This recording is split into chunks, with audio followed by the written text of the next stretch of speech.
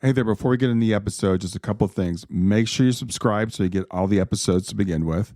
Also, join me for in-depth conversations at growth.com/community. That's grief, the numeral 2, growth.com/community.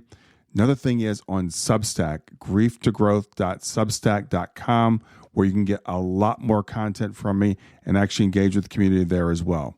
And now, onto the podcast. Close your eyes and imagine. What if the things in life that cause us the greatest pain, the things that bring us grief, are challenges? Challenges designed to help us grow, to ultimately become what we were always meant to be. We feel like we've been buried, but what if, like a seed, we've been planted? And having been planted, we grow to become a mighty tree. Now, open your eyes. Open your eyes to this way of viewing life. Come with me as we explore your true, infinite, eternal nature. This is Grief to Growth, and I am your host, Brian Smith. When I'm Brian Smith, I'm the host of Grief to Growth, where we explore life's toughest challenges and we uncover the meaning behind our journey. So whether you're joining us here for the first time or you're a regular listener, I'm so glad that you're here. This podcast is about helping you navigate life's storms, to embrace growth, and to gain a deeper understanding of who we are, why we're here, and what comes next. Today, I'm honored to welcome Jessica Fein to the show. Jessica is the author of Breathtaking, a memoir of family dreams and broken genes, and she's also the host of the podcast, I Don't Know How You Do It. Through her writing and her podcast, Jessica shares powerful stories of resilience and triumph, even in the face of unimaginable challenges. Her own journey as a relentless warrior is inspired in part by her dynamic daughter, who she tragically lost to a rare disease in 2022, and her daughter's name is Dahlia. Jessica's work has been featured in the New York Times, Newsweek, Psychology Today, and more. And she's here to share the wisdom, grit, and grace that she's gained along the way. So in this conversation, we're going to explore what inspired Jessica to write her memoir and how it captures her family's journey, how she found hope and humor amidst heartbreak and learned to face the unsolvable, the concept of ambiguous grief and understanding how it can help us navigate loss, and why vulnerability can be a gift to your loved ones and how it helps to create connection. So Jessica's story is one of courage and compassion, and I'm sure her insights will resonate deeply with anyone who's faced life's toughest questions. So stay tuned as we dive into this heartfelt conversation. And remember, you can join the conversation and connect with others at grieftogrowth.com/community after the broadcast. And with that, I'd like to welcome Jessica Fein. Thank you so much for having me. I'm really looking forward to this conversation. Yeah, me too, Jessica. And whenever I have a parent on that's had a child that's passed in spirit, I always like to start off by tell us about your lovely daughter, Dahlia. Thank you. And it's so interesting. I do feel like as a bereaved parent, we recognize each other and we know that, saying their name and asking to hear about them, what a gift that is to us, so thank you for that. Yes, I had the honor to be Dahlia's mother until she passed 1 week after her 17th birthday. Dahlia was the sweetest child on the face of the earth. And I say that objectively. Anybody who knew her will agree with me.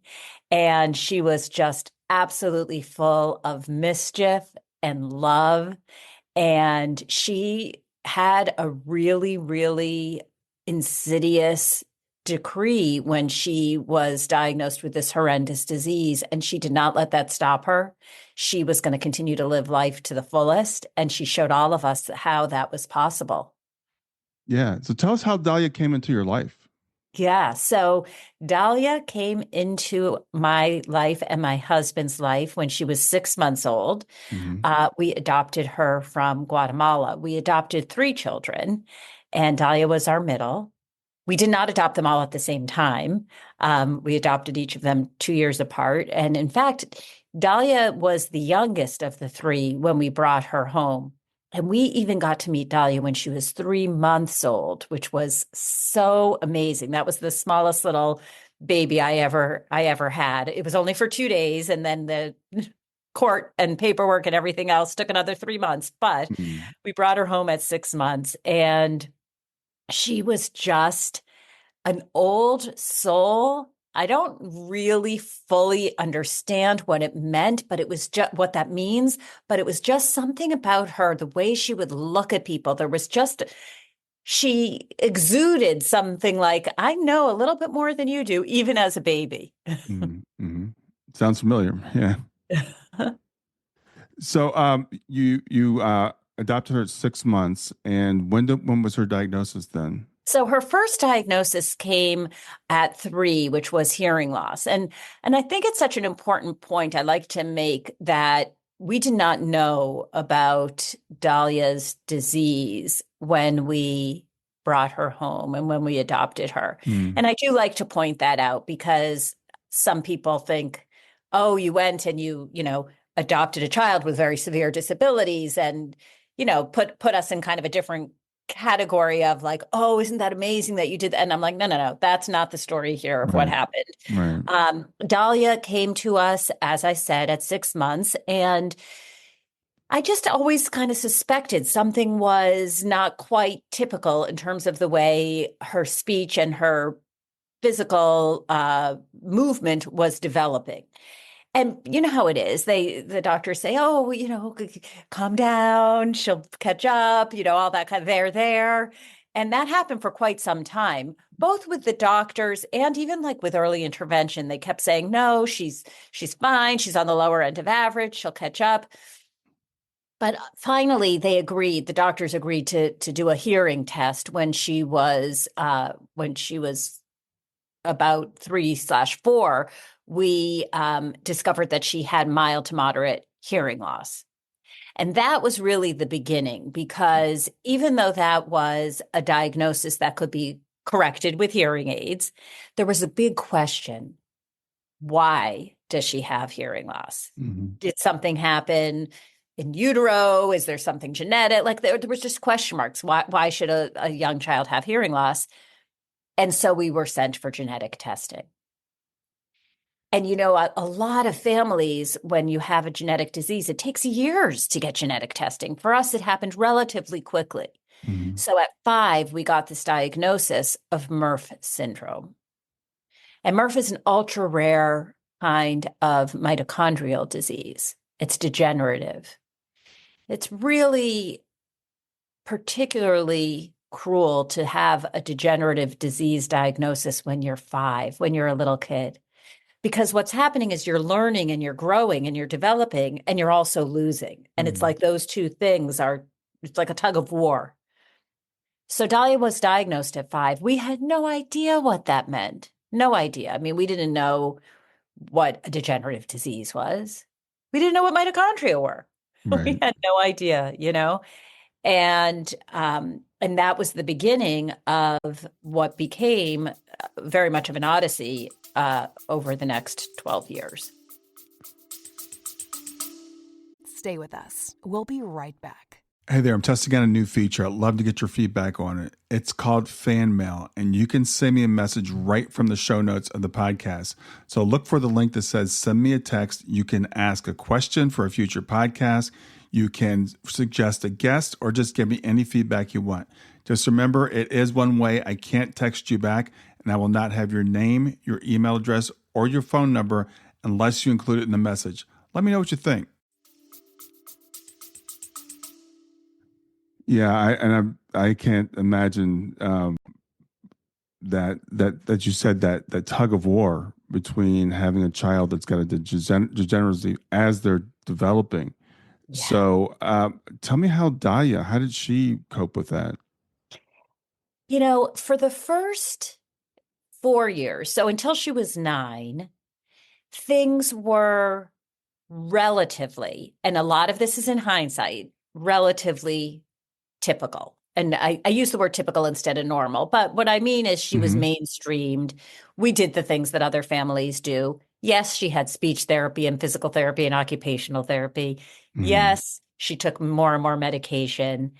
And she ended up going from needing to wear ankle braces to needing to use a walker, to needing to use a stroller, to being in a wheelchair. So that was kind of how things were progressing. So to your question of how did she deal with it, that was the hardest part for her. Why my legs don't work like everybody else's. That's how she would say it. Why my legs don't work, Mama? Why my legs don't work? That's a really hard thing to have to explain to a kid. Why my legs don't work. So that for her was the thing that at that point until age 9 was the toughest. And then at 9, everything changed. So tell me about that. What happened at 9? So when she was 9, we went on a family trip. Actually, it was right before her 9th birthday. We went on a family trip. So at that point, we were still flying places. We could do things. And we're in the Boston area. We went to Florida for spring break. And Dahlia caught a cold. Now, we all had colds. But when you have a disease, a degenerative disease of the kind that Dahlia had, there's no such thing as like a simple cold, right? So Dahlia had a cold and she started to sound really just like a washing machine, it just it didn't sound right. And I was like, oh, I don't want to overreact, but I took her into the local ER and she was admitted. And that's when everything began to change in our lives, because what happened was she developed a pneumonia and needed to be intubated there in Florida in a hospital where nobody had heard of Murph syndrome. They didn't even have a metabolic specialist at that particular hospital. So now my husband and I, who, a few years ago didn't know what mitochondria were, are educating all of the doctors and explaining what's going on. And poor Dahlia was intubated and was just really, really struggling and really on the precipice. And all we wanted to do was get back to Boston, where we had doctors who knew what Murph syndrome was and, where we could figure this out, or so we thought. And that wasn't so easy. You can't just get on a plane with a child who's intubated, and it's a whole other show how I had to fight with insurance to get a medical jet. And but we won't go there now. But I know what a lot of people know, it's in your book and it's an amazing story. Thank you. Thank you. Well, we did ultimately get back to Boston, and I'll never forget that, that we got there and it was 1 week before her 9th birthday and we were in the pediatric intensive care unit. And I said to the doctor, can you just promise me that we'll be home for her birthday? And he said, well, I can't promise you that. I can promise you that you won't be in the intensive care unit on her birthday in a week. Well, that just shows, A, how naive I was, and B, even the doctor didn't really know, because we were in the pediatric intensive care unit, the PICU, for the next 3 months. So yes, we celebrated her 9th birthday there. And she was just really, really struggling. Every time they would extubate her, she would go into respiratory distress and then she would need to be intubated again. And it was this whole thing of trying to figure out what was happening with her lungs, why she was no longer able to breathe in a way that was going to sustain. And pretty early on in that admission, they started talking to us about the possibility of a tracheotomy, which for anybody who might not know is when they put a hole in your neck and that becomes your breathing mechanism. And I really, really, really resisted that for a number of reasons. But the primary reason was that the chances were that a tracheotomy would mean Dahlia would no longer be able to speak. I do want to be clear that that's not always the case when you get a trach. In Dahlia's case, because it depends on how much air you're able to push up, and in her case, it meant we would probably lose her voice. And that wasn't something I was prepared to do. Right. But over time, we were told, and we came to see and understand, that Dahlia was not going home from the hospital without a trach, that was her only chance of survival. And so we did move forward with that, and we did, in fact, get to go home. But when she went home, she had lost a lot of functionality. So it was a 3-month period during which she lost the ability to walk completely, to talk, to eat, and to breathe without a ventilator. She became ventilator dependent. So now everything changed. One of the things about being a child with a trach and ventilator dependent is she became what's called an eyes-on patient. meaning myself or my husband or a nurse trained specifically in her care, needed to have our eyes on her 24/7. Mm.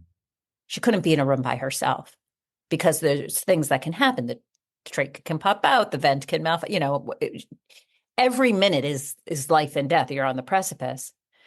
And so our house became a bit of an ICU. The medical equipment and the machinery and the medical personnel who were in and out. And remember, I had 2 other kids. And I had Dahlia, who wanted to be a kid, who wanted to be more than a patient. And so that was really what the challenge was. How do you create a life that has some joy, a life that has some meaning in the face of such a horrendous situation? And that was from age 9 to age 17, 8 years of that. Yeah. As I was, reading your book, and I know you've had other losses in your life as well. So you might want to tell us about that. And Bring other things the listeners up to speed on that. I was not a stranger to loss. The book actually begins with the sudden death of my sister, who was my best friend. And anybody who has the blessing of having a sibling who's also a best friend can understand what that was like. At age 27, my sister was 30. She died suddenly. She had a baby who was 1. She and I had been on the phone that morning, as we were every morning. And that was the first major loss. I had other losses, but that was the one that really changed how I saw the world, how I understood what it meant to not have control, how I understood how things could change in an instant. Mm-hmm. And in the book, what I say is, I had been in this bubble. I think most of us are until we experience something. Absolutely. And that loss punctured the bubble. And I now saw the world through the puncture, through the clarity of the puncture, not through the hazy bubble. So that was the first loss. And then I lost the rest of my nuclear family of origin over the time period in the book. So I lost both parents and my other sister. So 2 sisters and both of my parents.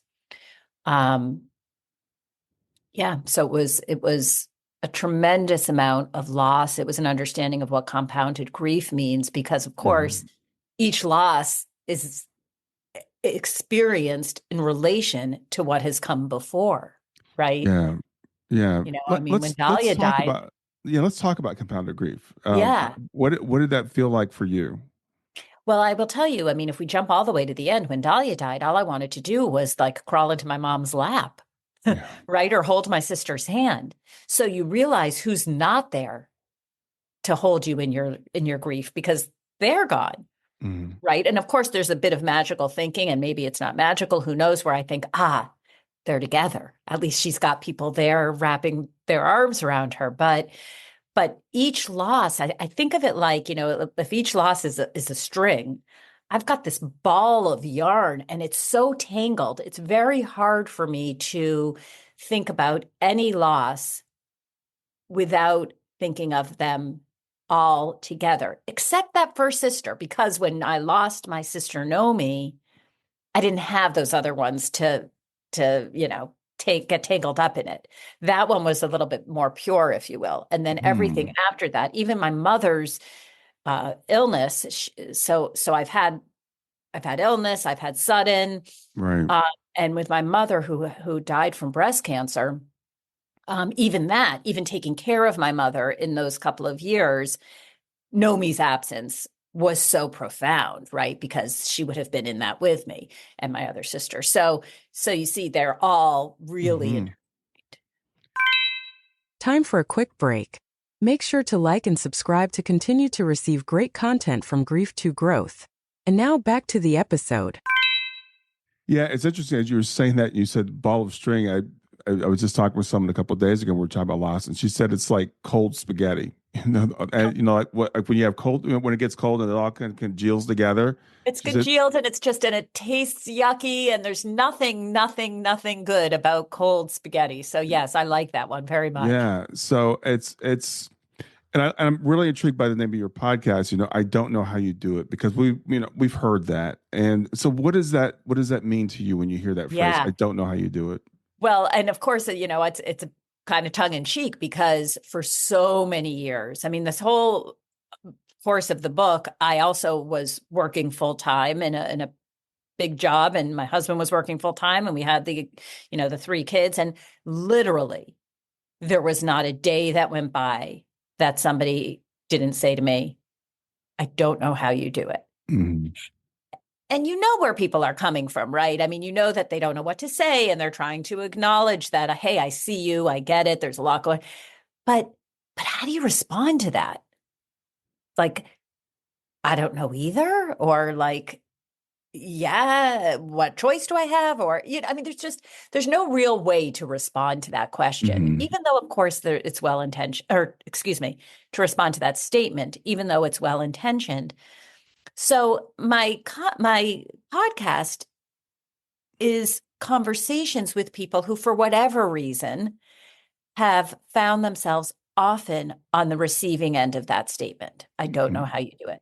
And I will say it's not all trauma and tragedy. Some of the people who are on the show have just chosen really unconventional paths where other people are like, I don't know how you do that. Like somebody who sold her house and moved with five kids onto a boat and decided to have a life at sea, or somebody who traveled the world solo and landed in Central America building her own home. So there are some stories that are just people who have these lives that are hard for other people to imagine. But Mhm. but the majority of the people on my show have been through it. Let's put it that way. Yeah.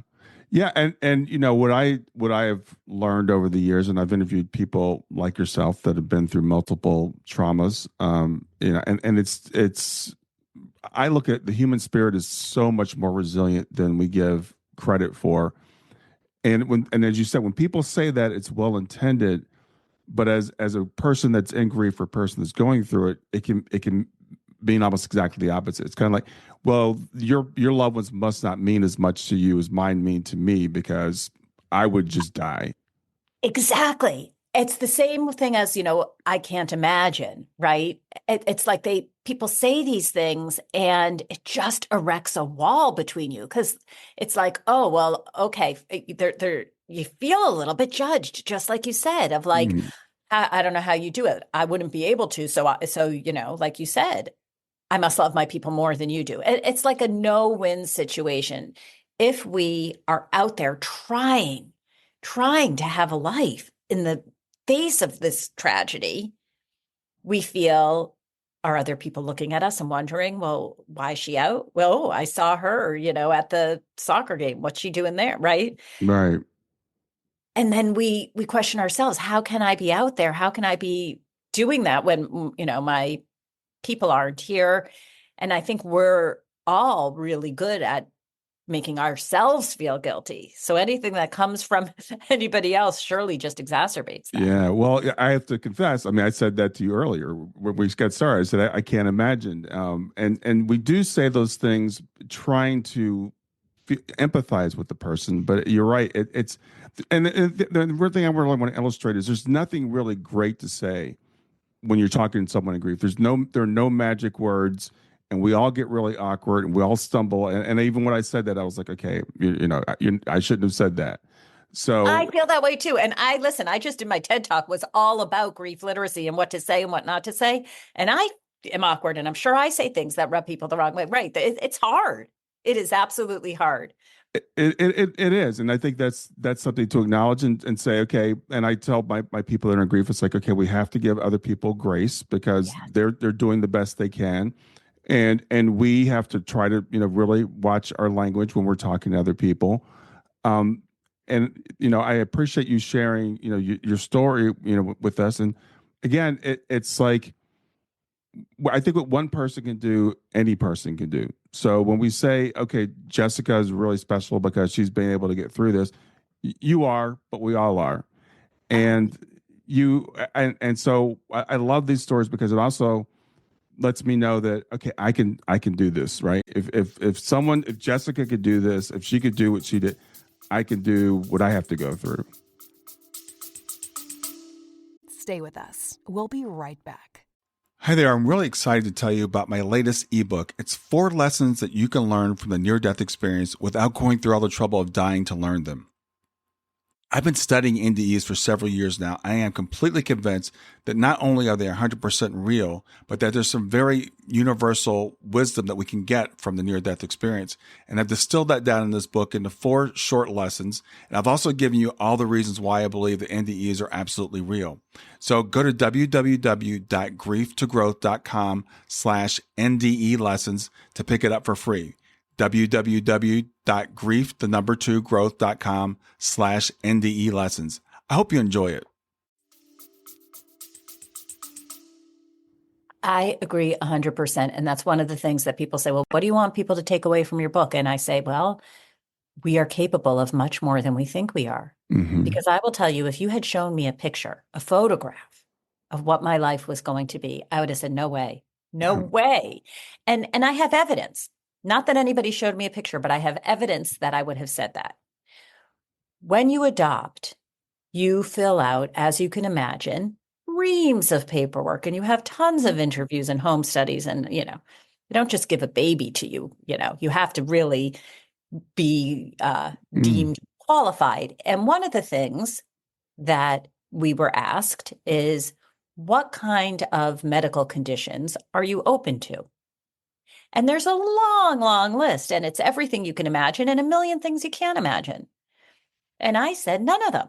I'm not open to any of them. Why would I? I'm not going to raise my hand for that. And that's why earlier I pointed out that we did not know about Dahlia's disease when we adopted her. Thank God. Because if I had known, I would have said, no, I'll wait till the next. And then I wouldn't have had my Dahlia. So, I didn't want that. And mostly it's because I didn't think that I could handle it. Oh, I don't think I'm cut out for that. You're right. Yeah. And so that's what we learn. We learn that we all are capable of so much more than we think.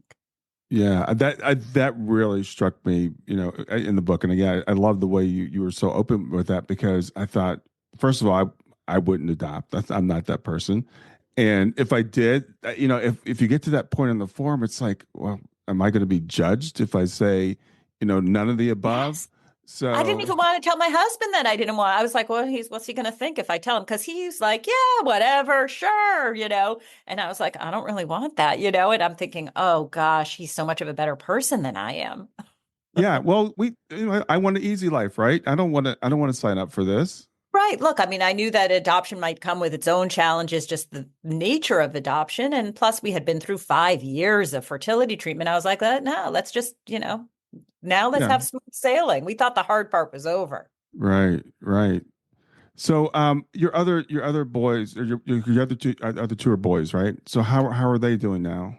Yeah. So, it's really complicated. It's really complicated. And as you know, grief, even the loss of the same individual, hits each person in the ecosystem in a totally different way. And so that's why, I learned this when my first sister died. I thought, this is very different for me than it is for my other sister. Why is that? Both of us lost the same person. We both lost our sister. And yet, each relationship is unique. Therefore, the loss is unique. It meant something different. I lost my older sister. She lost her younger sister. So we all lost our Dahlia, but it has meant something different, and it manifests differently. It does for me and my husband, and it does for our children. So, they are working to move forward every day and to integrate the grief. And some days it's easier than others. And we carry on. But I will tell you this, they are incredibly, incredibly empathetic, inclusive, beautiful human beings. And I do believe that at least some of that is due to the fact that they are Dahlia's siblings. Oh, sure. Yeah, sure. So and it's, again, really interesting that, when we have a baby, we don't, it's just the not luck, but we don't get to choose whether they're going to have a debility or an illness or whatever, disability. But you made the choice that you like, yeah, I want a healthy baby, and you got Dahlia. What did you learn from having Dahlia in your life? What do you think that you would have missed if you hadn't? How much time do we have? Because I will tell you, I am not the same person I was. And I say that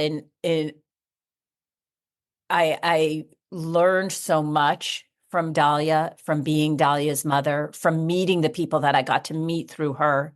So first of all, what I learned is, as I said, we're capable of so much more than we think. Second, I learned that we really, any illusion of control is really an illusion, right? Number three, we believe that our job as parents is to, keep our kids happy and healthy.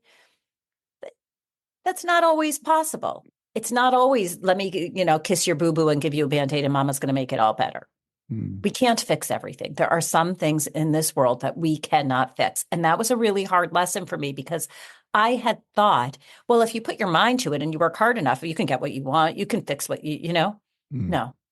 So you have to find other ways to have quote unquote control, You can't change certain things, but you can change, what the next hour is going to be like with Dahlia. What are we going to do? Are we going to snuggle up and read a story? Are we going to, do an outing? The most ordinary things that families, that parents and kids do are extraordinary.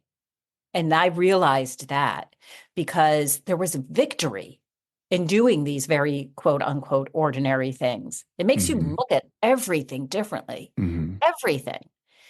And I had a strength in me that I didn't know. I mean, look, I would have said I was a strong person. It's not that this was like a shock to me, but in terms of what we all in the family carried. But mostly what I learned from Dahlia is you can have the single worst thing, not even the worst thing you can imagine. Because I'll tell you, I never could have imagined some of what we went through with Dahlia. I mean, some of it was really beyond imagination. Right. And you can smile. You can be happy. You can find moments of joy. You can create beauty. All those things are not mutually exclusive.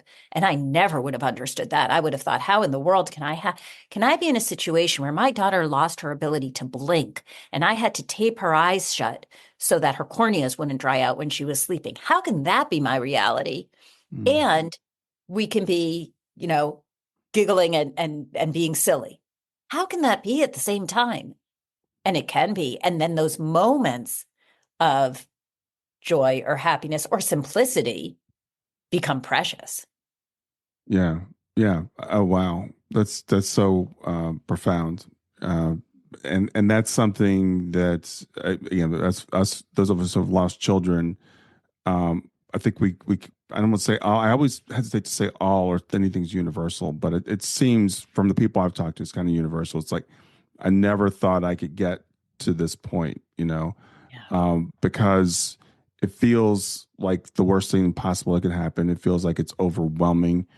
And I would think that you would have felt overwhelmed many, many times thinking, okay, this has got to be it. This is the limit. Yes. Oh my God. Yes.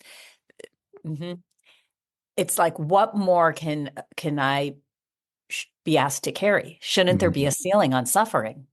Right. Right. Right. But what you said also though, and again, it was as I was reading the book, those moments of joy, those moments of normalcy, the things that we tend to take for granted, you don't take for granted anymore. That's right. That's right. Because we were living on the precipice. Literally every moment is life and death. So if you think about that, I mean, even just think physically of what that does to you when you are Right. braced for impact all the time. So being able to just take a moment and breathe. And by the way, that's one of the meanings of the book, Breathtaking, of the title. There's a few, but that's one of them. Yeah. Yeah. So talk about the different meanings of the title. Yeah. Yeah, please. So it's breathtaking, 2 words. And I loved the title very much because it had so many different meanings. I mean, first of all, Dahlia's breath was literally taken from her. That was the crux of the disease, right? So there's that meaning. And then there's the one I just described, which is the learning to be more in the moment, which was not my forte. much happier being 10 steps ahead. And I had to say, no, let's be here now and take that breath. And then the third has to do with beauty. And I mean, it's Dahlia herself who was just so beautiful, both on both physically, but so much more important who she was as a human being was really just so beautiful. And learning to create corners of beauty, which is what I talk about in the book, which is what we did. We weren't going to be able to change the trajectory. We didn't have that kind of control. So how did we create those corners of beauty, those corners that were breathtaking? And so for me, those are the meanings in the name.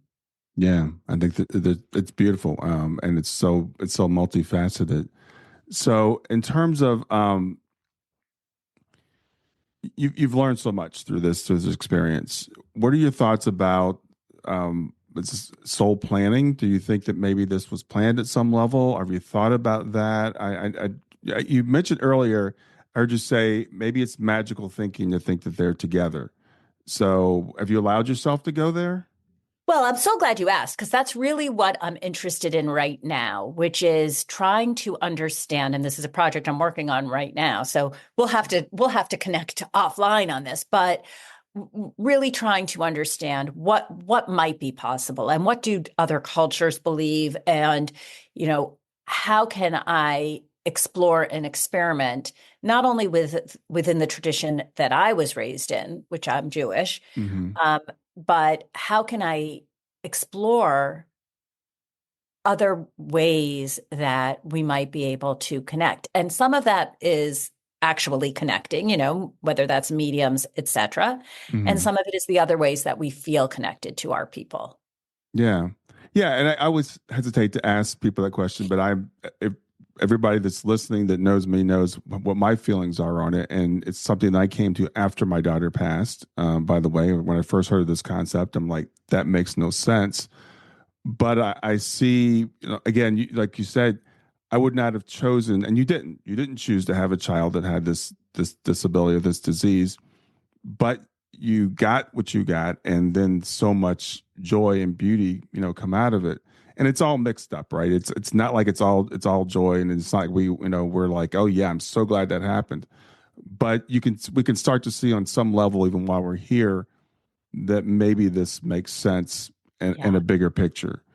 And I'll tell you, even in a simpler way that I can wrap my head around it is thinking about these three children who were born in a country I had never been to, right, to people I didn't know, in a world that was so wildly different from mine, and who are my children.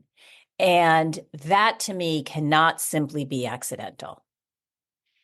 My husband believes that if we had been matched with other kids, or if our journey had taken us elsewhere, that one day we'd be somewhere, I don't know, an airplane, a shopping mall, and we'd see our kids, Dahlia, Jojo, Theo, with some other person, and we'd be like, what are our kids doing with that other family? I mean, that we all came together. It was not, I don't think, the luck of the draw.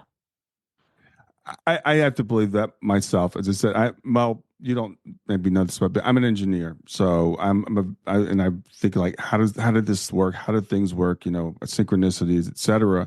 But then I think about my life, and it's like any one little turn that would have been different. If I had a migraine one night, and I was supposed to go to this dinner, and I almost stayed home. And if I'd stayed home, I wouldn't have met the person that got me the job that led to me meeting my wife. And I'm like, if that one little thing, if I'd done differently, I'd be living a totally different life right now. I know. I think about this all the time. And it is kind of fascinating, though, because you wonder, what would that other life be, right? I mean, a migraine, do I stay home? Do I not stay home? So that's such a small little detail of one night's decision that changed everything. I almost didn't go to University of Michigan. I was going to go to Northwestern. I did orientation at Northwestern. And at the last minute, I chose to go to Michigan. Okay. I mean, that's a bigger example than a migraine, but I'm sure I would have a totally, totally different life. I'd be a different person because I probably, so it does make you wonder, yes, is there some master plan at work? But the flip side is, what are all these other versions of me that would have been? Yeah. Well, I kind of think like, I don't know. We're kind of pondering some really deep stuff here, but I feel like this is the way it had to be. It couldn't be Yeah. any other way. I can't imagine what Yeah. that other life would be like. I wouldn't have my daughter Kayla. I would not have had my daughter Shayna. It would be a totally different thing. And what I enjoy about doing this and sitting down with people like yourself is being able to see the beauty even with the pain, even now before, say we cross over and we get all the answers. I think we can get some of those answers now. And that's what I really love about, again, you sharing your story, because it helps me realize, okay, yeah, it seems crazy. It seems random.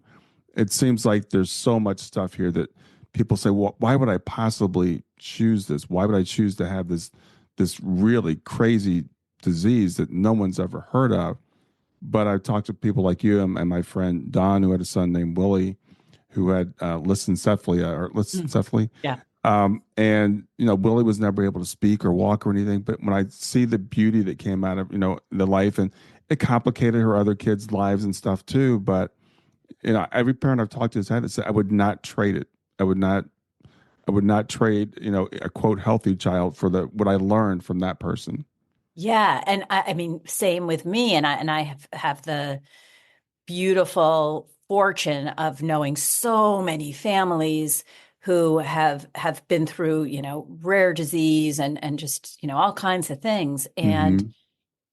because we adopted, I feel like mine is so, for me, it's so clear cut, because it's not like, okay, well, this is the child that I gave birth to, and this was what, this really was, they could have called another person on the list and said, we've got a baby for you. It was all, and when Dahlia was diagnosed, that very day, I said to my father, thank God we hadn't known, Mm. because I know I wouldn't have signed up.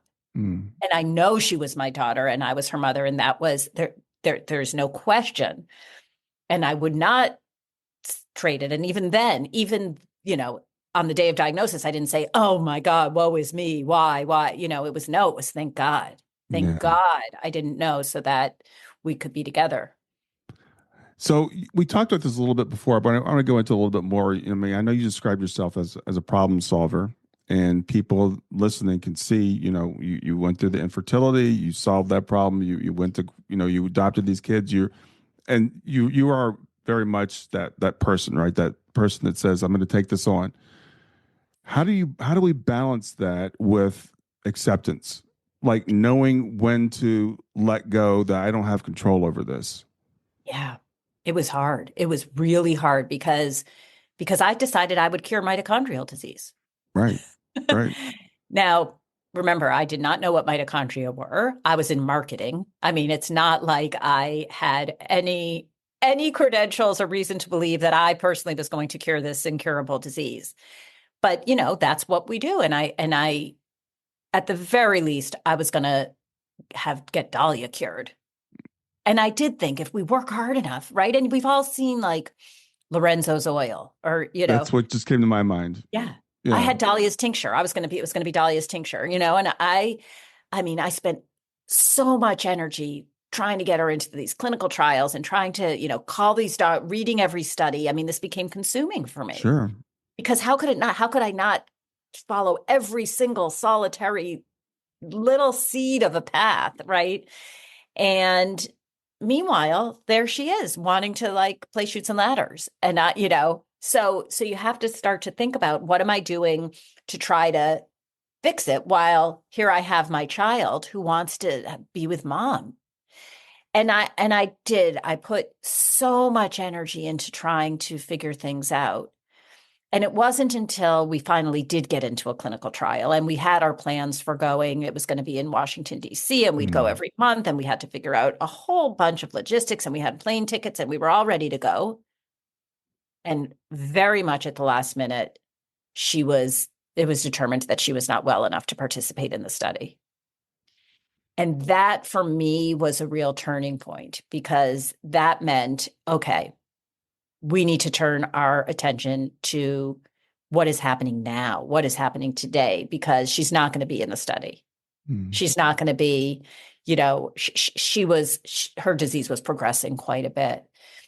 And my husband is not as much of a fix-it person. Uh, he is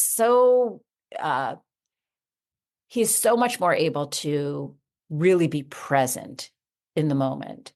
And we balanced each other out. You need both, but I needed to look to his example a little bit more. I needed to look to his example of how is he being right now.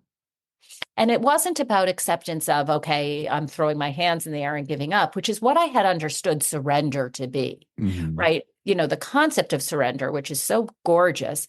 To me, I thought it meant I'm giving up. I will never surrender to this disease. This disease isn't going to win, And so how do you learn that it means we're going to be okay with what's happening now? We're going to be here. We're going to follow Dahlia's lead, and we're going to trust a little bit. And thank God, because I was able to spend a lot of time being with her in the moment. And those are the memories that nourish me now. Yeah, thank you for sharing that. I think that's again, there's certain things in life you just have to kind of feel your way through. There's no right answer, right? No, of course we're not just going to roll over and give up, but and the word surrender or acceptance, and especially in American society, is almost a dirty word right now. I will never surrender. I will never give up. But it's also, again, it's accepting that this is what it is, and how do I make the most of what it is. Shayna had nothing like Dahlia, but Shayna had rheumatoid arthritis. So, I remember the day we got the diagnosis of that, and we're like, okay, this is our healthy child. She's like 10 years old, and she loved to play basketball, and suddenly her fingers and her wrists were just hurting all the time. She had a super high tolerance for pain. And I realize now the denial that my wife and I were going through, like trying to figure out, what's going on. And then the rheumatologist told us, and I'm like, wow, I don't want this, and then she was diagnosed with a heart condition. And, right. And you realize that's like the hearing aids for me. I thought the hearing aids it was like such a huge, huge, huge thing. Right. And now right. I'm like, oh, sweetie, to my younger self. Right. Yeah. When she first had to get AFOs, braces for her legs, I remember I said to the person who was prescribing these and fitting her for them, I was like, well, how's she going to wear tights? Like this is where my head was, because I was just like mom thinking about her daughter wanting to go out and wear tights, and like she's going to have these big bulky leg braces, So we look back. You have to give yourself compassion, because I look back at that version of me and I think, oh boy, how Yeah. naive. Well, we're all. I think we're all that, and I loved what you said about when your sister Nomi's death kind of burst that bubble, because we all have this naivete about the world, and we think that things happen to other people. They don't happen to us. They don't happen to our family, and we live our lives in denial until something comes along and bursts that bubble. And it's going to happen to all of us. It's some people get to go longer than others, and some people it takes more to burst the bubble than it does for others. But it's coming for all of us, and that's not. Absolutely. And that's not. Again, I don't think that's necessarily a bad thing, because we can see how it gives us opportunities to grow, and gives us opportunities to have experience, and to start to cherish life. I think we become. I think I've seen people become more grateful. And it's really interesting. You think it takes something terrible to happen to make you be grateful. Yeah, I agree with that. So what's been the response? What's been the most surprising response you've gotten from your book or from your podcast? Well, from the book, I would say it's a couple things. Number one, people say I never expected to laugh. So I like that, because, I feel like, there's humor in anything, right? And people say I read it in, one or two sittings. I felt like I was having a conversation with you. So that's very gratifying. But the most gratifying thing is when people say, boy, I love Dahlia. I really got to know her, Oh, and because, look, when you lose somebody, you think, and imagine you feel this way too. It's like, oh man, the world missed out. They didn't get to know her. All Yeah. the people, like nobody else is going to ever get to know her. But then when you do something like share stories through a podcast or write a book, people get to know her. And that to me is so gratifying. And the other characters in the book too, who I've lost along the way, Mm-hmm. I feel like sharing who they were with people is a really meaningful way for me to continue to make sure that their legacy survives and that other people get introduced to them. Yeah. Yeah. Absolutely. I completely agree with that about the legacy thing, and it's really interesting because Shayna was 15 when she passed, and we homeschooled our girls through 8th grade. So Shayna was only in public school for a couple of years, and I was really surprised. Like I think like 700 people probably turned out to her memorial service, which we had no idea. We had this little place in the church, and my wife and I were greeting people, and we greeted people for like 2 hours. We were just standing there, for a couple hours first start, and now everybody couldn't even get in the room because we had no idea that many people were coming. And so what I realized that was like she had more of an impact than I had Yes. any idea. and Yeah. and it's been almost 10 years now, and her volleyball coach sends us Christmas cards, and so that's really gratifying to know that Yeah. our children, even at that tender age, have that impact. Yeah, definitely. Yeah. And in Dahlia's case, well, so many, who knows how many people that her story is going to impact and inspire, and encourage people that are, again, going through things that sometimes we feel like this is too much. I can't handle this, and I can look at Jessica and say, yeah, I think I could do it. I mean, look at where she is, and wow. Yeah. Well, I hope so, and I hope that people read it and feel like they do maybe get a little bit of strength and know that we can't we can't write our own story until we do. Yeah, But we can't write our own story. But we get to figure out how we're going to live with the story that has been given to us. yeah. Well, that's an interesting concept too. Writing our own story, and how much of that, how involved are we or not, and that's a matter of belief. That's a matter of faith. But what we do know is we can control how we respond to things. Exactly. And I will tell you also, I mean, for me, writing was a really good way to be able to also control the narrative, right? Because Mm-hmm. I wrote this book during Dahlia's life, and uh, things were really swirling out of control. Mm-hmm. So writing it gave me a little bit of that control over the narrative. Yeah, at what point? And that's interesting because when I read the book, I expected it that you had written it after she had passed. But at what point did you write it in her life? Yeah, so I will tell you that this book was agented and sold to a publisher during Dahlia's lifetime. And Mm, it originally had a different ending. It ended at this very joyous scene where we celebrated Dahlia's bat mitzvah.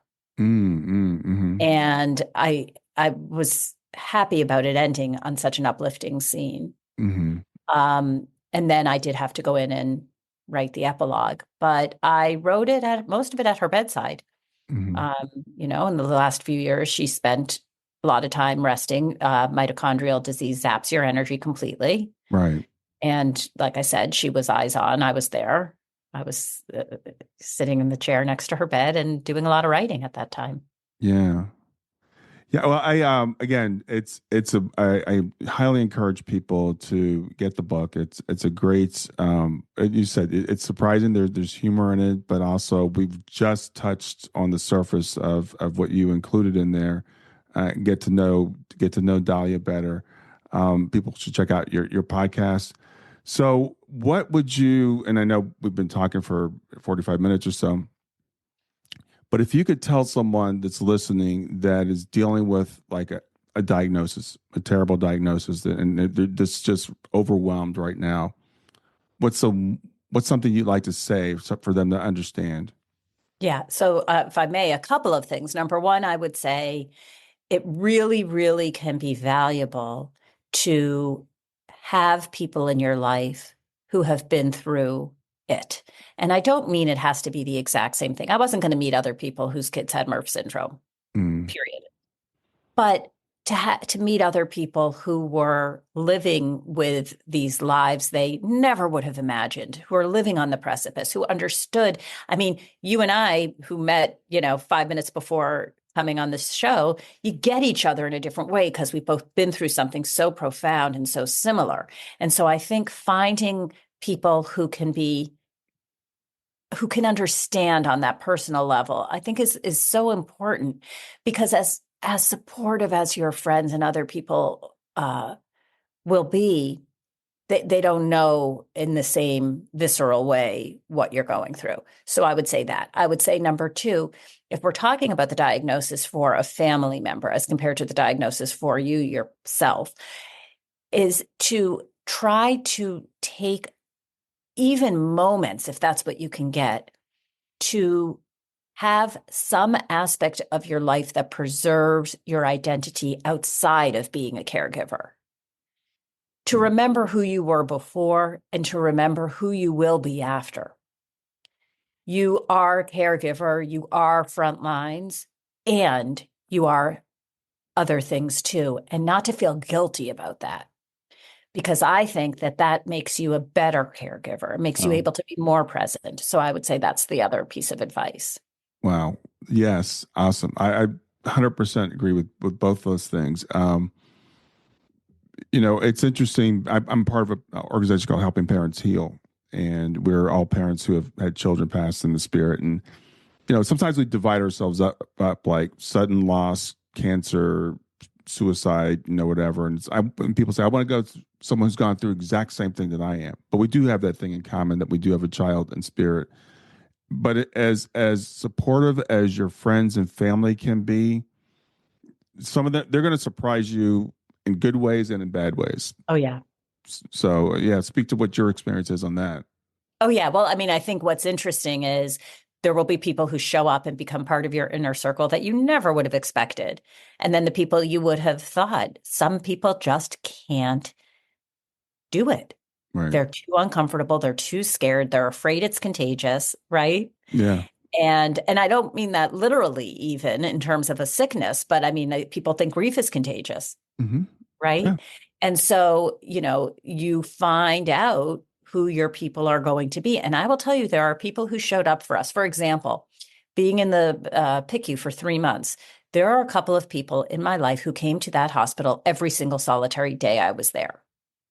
I will never forget that. And it is not, I wouldn't have expected that actually of anybody, but, to be there and to be in it with me at that level. And it is a scary place. The PICU, there's probably no sadder place on earth than the pediatric intensive care unit. And there were people who showed up every day. And then there were people who didn't show up at all. They just couldn't, so you remember those things.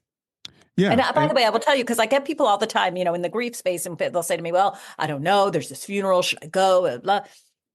When in doubt, show up. Show up. Get over yourself and your own discomfort. Mm-hmm. And yes, it's uncomfortable and it's awkward. It's also uncomfortable for the person going through it. But you show up because it will be remembered. And it will always, I am so grateful. And you show up. You don't have to, just show up. If you're in doubt, show up. Yeah. And you might say something awkward like I did earlier. We all do. We all do. And I love what you said. It's just showing up, and it's saying, I'm just here for you. I'm willing to listen, because people that are in grief, we need to express ourselves. So you don't have to really say a whole lot either. You can just show up and listen. Yeah. I always say, don't just do something, sit there. Yeah. Yeah. Right? I love that. Yeah. I love that. Yeah. And I just did this TED Talk about this. There are certain things that are offensive, right? Like, so yes, we all are awkward. We're all going to be bumbling. We're all going to say things we don't mean. But please don't start any sentence with "at least." Yeah. Yeah. Because that's like saying, look on the bright side, right? However that sentence ends. At least she lived a long life. At least she wasn't in pain. At least she didn't have kids. At least she had kids. At least she, no. Yeah. It minimizes the depth of what the griever's going through. That's not on you to say. That's great that you said that, and it's interesting because we talked earlier about your sister with sudden loss and your other sister that wasn't so sudden, and your mother, and because we all tend to like we compare griefs. We'll say, well, at least you got to say goodbye. Well, at least she didn't suffer. Right. All those things, right? And it's a very human thing because we want to make people feel better. Mhm. But I realized because when Shayna passed, it was sudden, and then she had a friend who lived around the corner, and hers was extended. She had glioblastoma, so she died over a period of months, and it was wild because Shayna passed before she did. And I realized, okay, they went through hell and we went through hell, and there's no reason to compare the two because while we didn't get to say goodbye, we also didn't have to go through what they went through watching their daughter suffer. And both are horrific, and Yeah. we don't need to choose which one's better or which one's worse. Yeah. Agreed. And I've seen it every way. And when my sister Nomi died 3 months before her, my cousin died. And my cousin was 35 and she Mm, was diagnosed with something. And just as you're describing, we watched this illness progress. And in the immediate aftermath, we were all sitting around going, which is better? Is it better to know? Is it better not to know? And right, right. you know what? There's no better or worse at all. It all sucks. Yeah, it does, and it's okay to admit that that it does suck in in very real way. Yeah. But I love the hope that you're giving people that we can endure this and more than endure it, we can come out on the other side and uh, we can thrive and we Yeah. can carry on our loved ones' legacies. So, Jessica, remind people of the name of your book and where they can find out more about you. Thank you. Yes, the book is Breathtaking and it's Jessica Fein, F like Frank, EIN. And you can get it wherever you love to get your books in whatever format. So we've got print and ebook and audio. I have my podcast. I'd love for people to tune in. I don't know how you do it. Yeah. And visit me, on social. I love connecting with people on Instagram or Facebook, wherever you are, or just check out my website because that's the hub of everything. That's Mm, jessicafeinstories.com. awesome. Well, thanks for being here today. Thanks for doing this. Thanks so much for having me. All right. Have a good day. Too.